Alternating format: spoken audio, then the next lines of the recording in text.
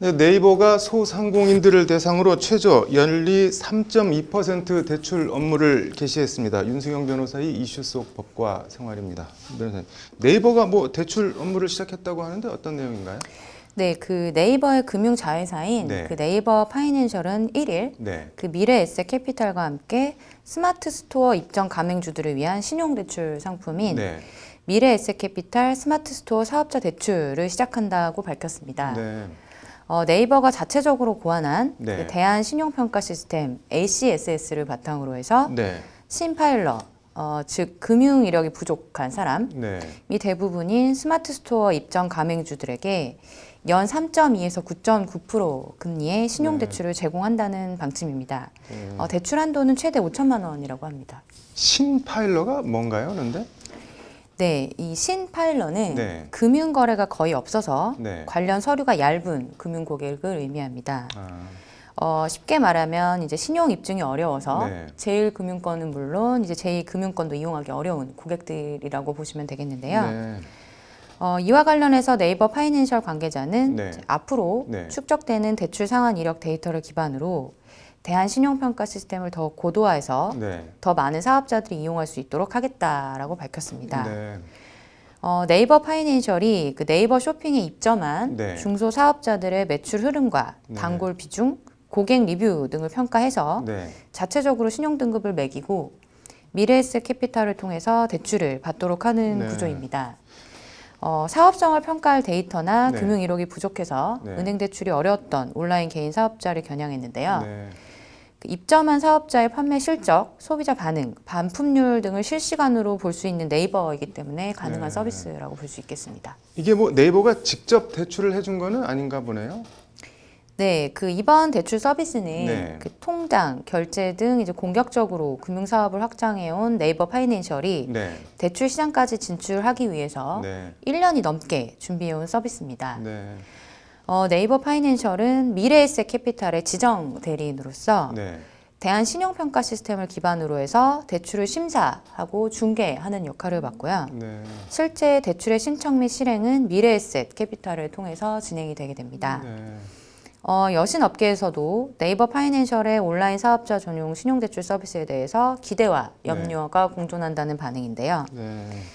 한 업계 관계자는 그 캐피탈사 입장에서는 고객 접점을 늘리는 하나의 채널을 확보했다는 측면에서 긍정적이라고 네. 하면서도 다만 네이버의 대한 신용평가 시스템이 안정화되고 네. 플랫폼이 자리 잡으면 보다 많은 금융사가 참여하기를 원할 텐데 네.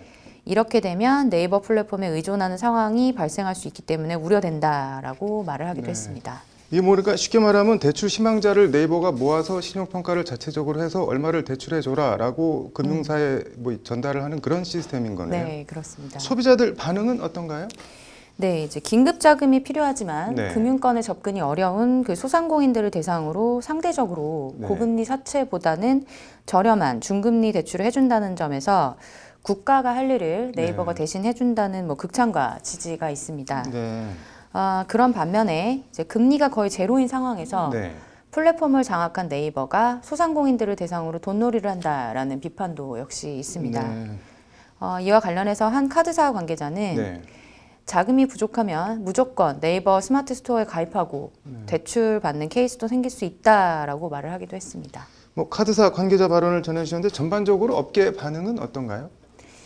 네, 이제 그동안 네. 소상공인 대출의 주요 창구 역할을 했던 카드사와 캐피탈사, 네. 저축은행, 뭐 이 제2금융권에서는 이제 올 것이 맞다는 반응입니다. 네. 일단 지금으로서는 네이버의 서비스 대상이 네. 제도권 금융에서 대출이 쉽지 않았던 이제 앞서 언급드렸던 신파일러라는 네. 점에서 당장의 영향은 제한적일 것으로 평가가 되고 있습니다. 네. 그렇지만 이제 네이버가 강력한 연결, 뭐 융합, 네. 플랫폼 경쟁력을 갖춘 뭐 국내 최대 포털 공룡이라는 네. 점에서 향후 네이버가 대출 서비스와 대상을 어디까지 확장할지 예의주시하고 있는 상황입니다. 네. 대체적으로는 이제 네이버의 대출 서비스가 여기서 끝날 것으로 보지는 않고 있습니다. 네. 일단 금융 서비스 확대를 위한 교두 보호를 만든 것일 뿐 네. 계속 금융 영역을 넘볼 것으로 예상을 많이 하고 있습니다. 네. 관련해서 저축은행의 한 관계자는 네이버의 확장성과 네. 금융당국의 빅테크 뭐 핀테크, 사업 지원 등을 고려하면 결국은 기존 업권에 영향을 미치는 서비스를 하게 될 것이다라고 전망을 했습니다.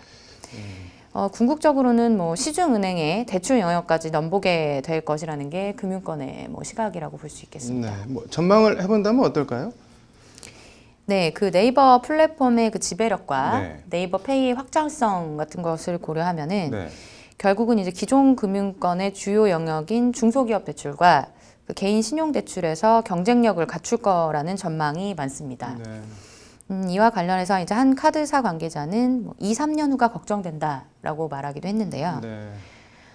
그런 반면 이제 일각에서는 대부분의 대출 대상이 네. 신용 등급이 낮거나 또는 없는 소상공인들이 대상인 만큼 리스크 관리가 철저히 되지 않으면 네.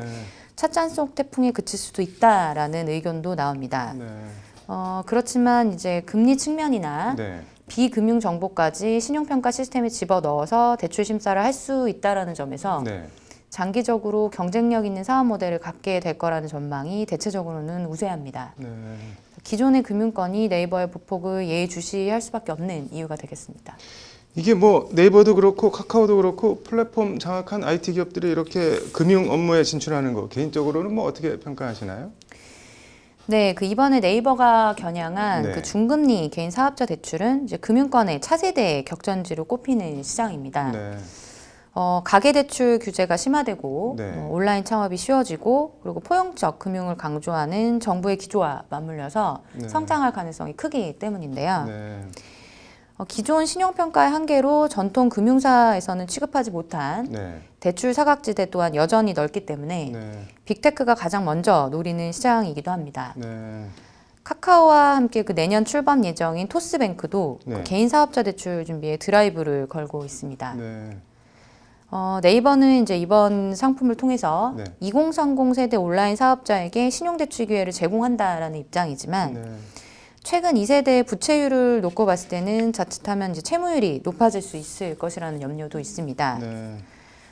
현재 이제 2030 세대의 신용대출의 비율과 네. 그 채무조정 신청이 가파르게 상승하고 있기 때문에 건전성 리스크 대비도 필요할 것으로 보입니다. 아무튼 뭐 세상이 정말 빠르게 변하고 있는 거는 변하고 있는 것 같네요. 오늘 잘 들었습니다.